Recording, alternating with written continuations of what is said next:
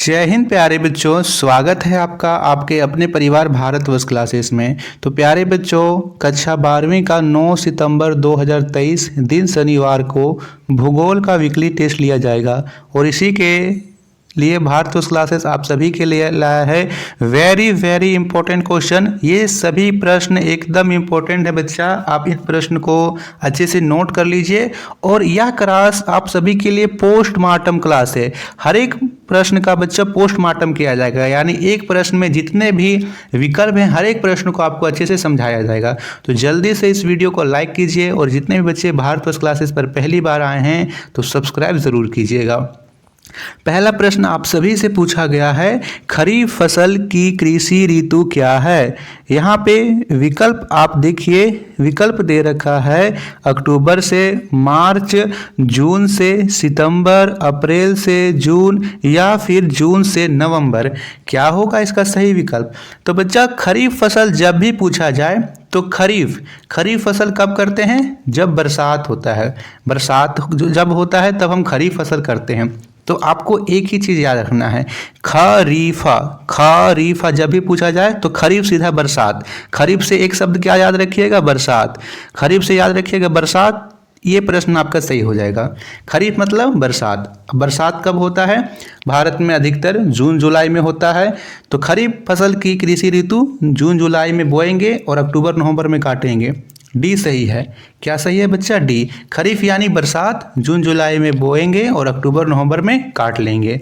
इसके उदाहरण पूछा जाए कि खरीफ फसल कौन कौन सी है तो याद रखिएगा धान, हम लोग बरसात में धान लगाते हैं, ठीक है। मूंगफली लगाते हैं, अपने अपने घर बाड़ी में हम लोग मक्का की खेती करते हैं, मक्का लगाते हैं, ठीक है। बाजरा लगाते हैं, मूंग लगाते हैं। ये सभी फसल हम लोग बरसात की ऋतु में लगाते हैं। तो यहाँ पे सही विकल्प क्या होगा, डी विकल्प सही होगा, जून से नवंबर। इसके उदाहरण पूछा जाए तो धान, मूंगफली, ठीक है, मक्का, बाजरा याद रखना है। दूसरा इसमें से आपको याद रखना है बच्चा रबी फसल। इसी के साथ हम कर लेते हैं यहीं पे रबी फसल। रबी फसल क्या होता है, तो रबी पूछे तो ठंड, रबी यानी ठंड। देखिए ठंड में भी दो शब्द आ रहा है, रबी में भी दो शब्द, याद रखने में दिक्कत नहीं होगा। रबी में भी दो शब्द और ठंड में भी दो शब्द। अब ठंड में हम लोग क्या क्या रोपते हैं, ठंड में हम लोग रोपते हैं गेहूँ, है ना। गेहूँ रोपते हैं, आलू रोपते हैं, प्याज रोपते हैं, चना रोपते हैं, मसूर रोपते हैं, मटर रोपते हैं।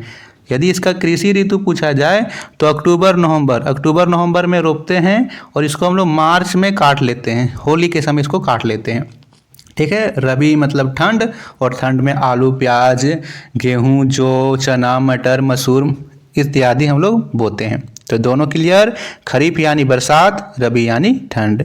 प्यारे बच्चों, आप लोगों को वीडियो पसंद आती है तो प्लीज़ बच्चा लाइक ज़रूर कीजिएगा और भारतवर्ष क्लासेस को 10 के सब्सक्राइबर ज़रूर कीजिए बच्चा, ये मेरी आपके पूरा रिक्वेस्ट है बच्चा, आप इसे जरूर कीजिए। प्रश्न संख्या दूसरा दे रखा है, निम्न में से कौन सा जूट उत्पादक क्षेत्र है। Ganga delta, Kaveri delta, Narmada delta. यहाँ पे कावेरी डेल्टा ये दो बार दे दिए हैं। तो बताइए क्या होगा सही विकल्प। बच्चों यहाँ पे जूट को हम लोग पटसन भी बोलते हैं, कई बार आपके विकल्प में आ सकता है पटसन, है ना। पटसन उत्पादक क्षेत्र या फिर जूट उत्पादक क्षेत्र। तो आपको याद रखना है कि भारत में सबसे बड़ा जूट उत्पादक क्षेत्र पश्चिम बंगाल है ना। वेस्ट बंगाल सबसे बड़ा जूट उत्पादक क्षेत्र है और यह गंगा डेल्टा में है। किसमें, गंगा डेल्टा में यह होगा। तो विकल्प ए सही होगा। तीसरा प्रश्न आप सभी से पूछा गया है, निम्न में से कौन रेशेदार फसल है। विकल्प है कॉफी, कपास, गेहूं या इनमें से कोई नहीं। तो रेशेदार फसल का अर्थ क्या हुआ बच्चा, जिसका हम लोग रस्सियां बना सकते हैं, ठीक है। रस्सी वगैरह हम लोग इसका बना सकते हैं। तो बताइए हम लोग कॉफी कैसे रस्सी बनाते हैं, नहीं। और यहाँ गेहूं से भी रस्सी नहीं बनाते हैं। कपास से हम लोग रस्सी बना सकते हैं। और यहाँ पे कपास जो है वो रेशेदार फसल है। कपास के साथ यहाँ पे जूट भी हो सकता है, नारियल भी हो सकता है। ये सभी फसल रेशेदार फसल कहलाती है। याद रखना है बच्चा आपको कि कपास को हम लोग नकदी फसल भी कहते हैं। एक और यहाँ पे नोट कर लीजिए, कपास को हम लोग क्या बोलते हैं, नकदी फसल बोलते हैं, नकदी फसल। प्रश्न संख्या 4 दे रखा है, भारत में हरित क्रांति कब शुरू हुई थी? 1950-55, 1960-65, 1970-75 या 1985-90?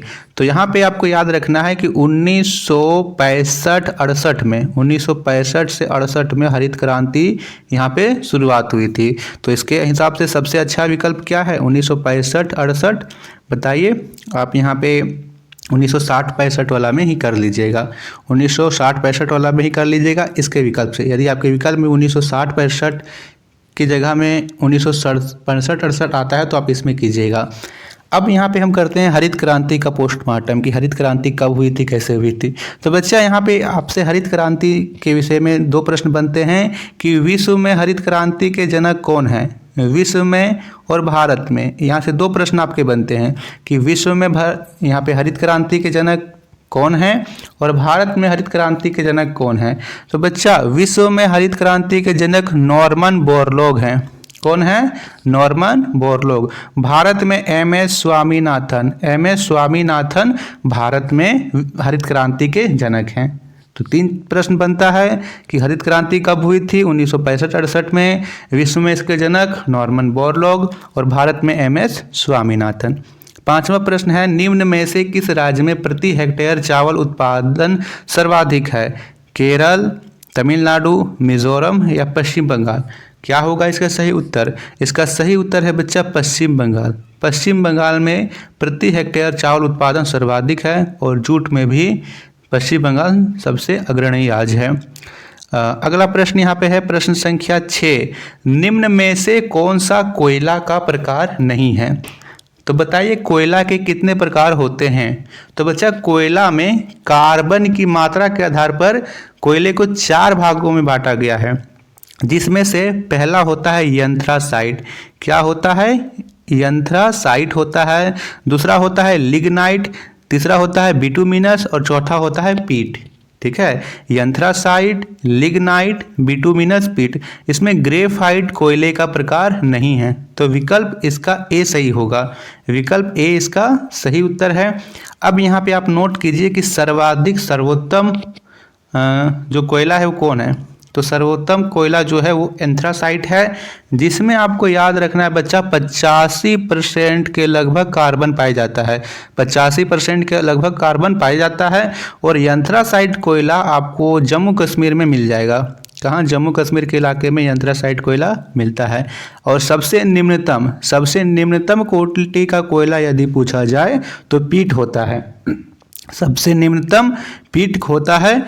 लिग्नाइट की बात करें तो लिग्नाइट को भूरा हीरा कहा जाता है। क्या कहा जाता है बच्चा? भूरा हीरा। कई बार आपके प्रश्न यहाँ पे सीधा पूछा जाएगा कि भूरा हीरा किसे कहा जाता है? तो भूरा हीरा लिग्नाइट को कहा जाता है।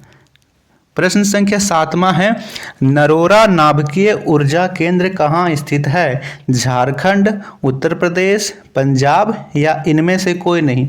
बताइए इसका सही उत्तर क्या होगा?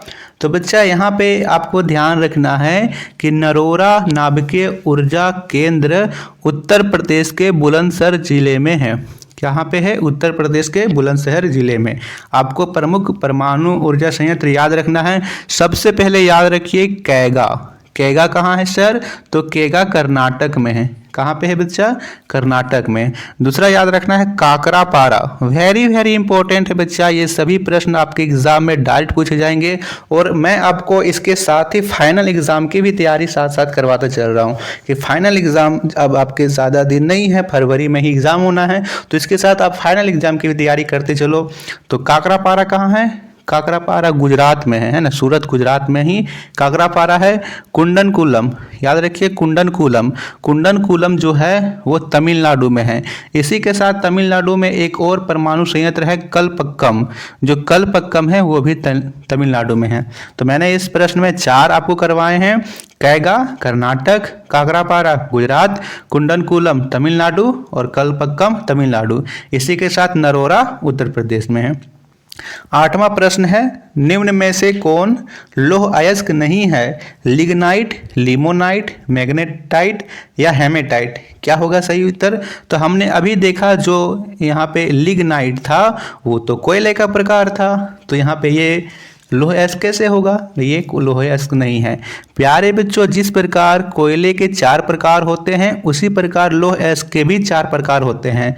पहला होता है मैग्नेटाइट, दूसरा होता है हेमेटाइट, तीसरा होता है लिमोनाइट और चौथा होता है यहाँ पे सिडेराइट। क्या होता है चौथा? सिडेराइट। अब आपको यहाँ पे याद रखना है कि कोयला का सबसे अच्छा प्रकार कौन सा है, यानी किस कोयले में, किस लौह अयस्क में, किस लौह अयस्क में सबसे अच्छा प्रकार है। तो याद रखना है यहाँ पे आपको मैग्नेटाइट सर्वोत्तम किस्म का लौह अयस्क होता है, जिसमें आपको यहाँ पे 72% शुद्ध लोहा मिल जाएगा। मैग्नेटाइट सर्वोत्तम किस्म का लौह अयस्क है जिसमें 72% शुद्ध लोहा मिलेगा। दूसरे नंबर पर आता है हेमेटाइट, जिसमें आपको 60 से 70% शुद्ध लोहा मिलेगा। तीसरे नंबर पर आता है लिमोनाइट, जिसमें आपको 40 से 60% कोयला मिलेगा। और सबसे अंतिम में आता है सिडेराइट। ठीक है, तो सर्वोत्तम किस्म का लौह अयस्क हेमेटाइट, सर्वोत्तम किस्म का लौह अयस्क मैग्नेटाइट है। क्या है? मैग्नेटाइट। और कौन सा लौह अयस्क का प्रकार नहीं है? लिग्नाइट। 9वां प्रश्न है, निम्न में से किस खनिज को भूरा हीरा के नाम से भी जाना जाता है?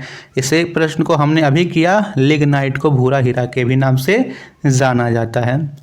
प्रश्न संख्या 10वां है, निम्न में से कौन अधात्विक खनिज है? यानी ये धात्विक खनिज नहीं है। तो क्या होगा? तांबा, एल्यूमिनियम, सोना या अभ्रक। तो देखिए, तांबा, एल्यूमिनियम, सोना ये तीनों धात्विक खनिज है, लेकिन जो अभ्रक है बच्चा ये अधात्विक खनिज है।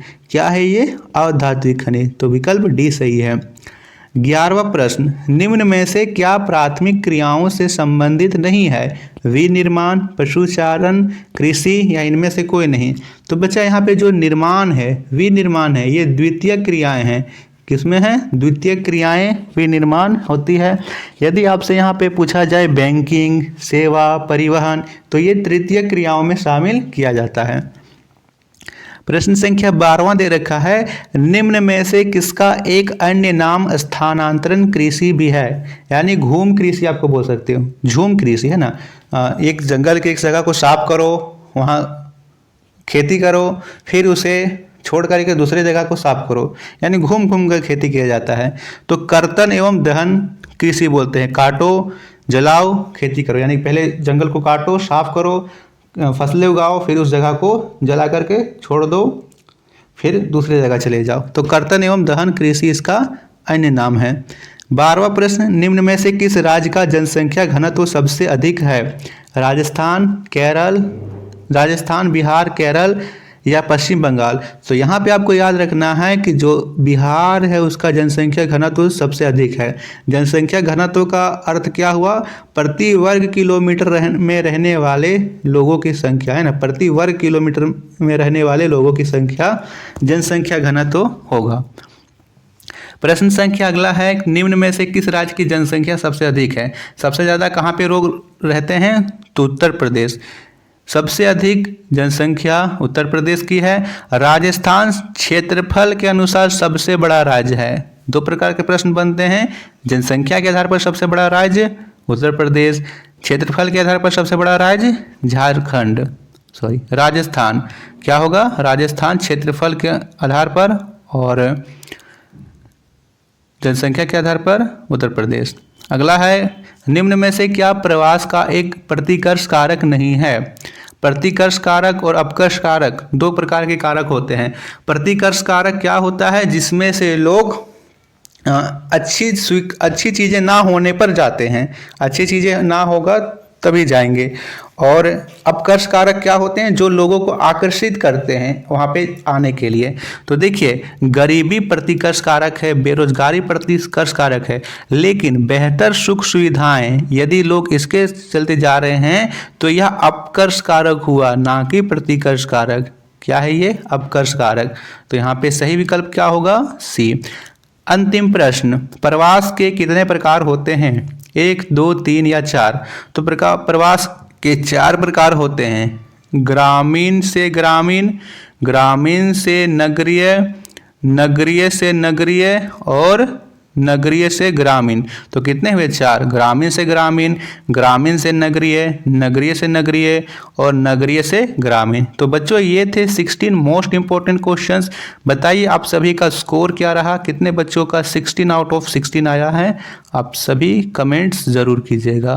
धन्यवाद, वीडियो को लाइक शेयर ज़रूर कीजिए।